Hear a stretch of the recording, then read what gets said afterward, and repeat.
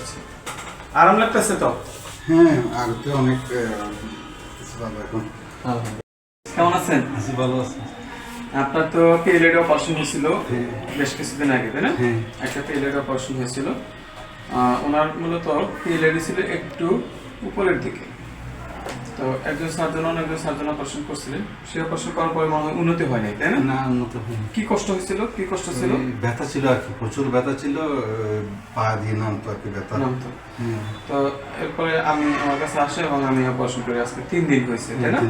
এখন আপনার অপারেশন আগে যে কষ্ট ছিল সেই কষ্ট কি আছে কিনা? না, এখন এই কষ্ট নেই, ওই অপারেশনের ব্যথাটা আছে। অপারেশনের ব্যথাটা আছে। ব্যথাটা আছে, আর মোটামুটি এখন ভালো লাগতেছে। ভালো লাগতেছে? হ্যাঁ। অর্থাৎ আপনার যে বাম পায়ের যে কষ্টটা সেটা কমে গেছে? হ্যাঁ, কমে গেছে। এখন হাঁটতে কষ্ট হইতো, তাই না? হ্যাঁ। হাঁটাহাঁটি করতে কষ্ট হইতো এবং প্রচুর ব্যথা ছিল। একটা অপারেশন পিএলআইডি অনেকজন সার্জন অপারেশন করছিলেন এবং ওইটা করার পরে কোনো উন্নতি হয়নি।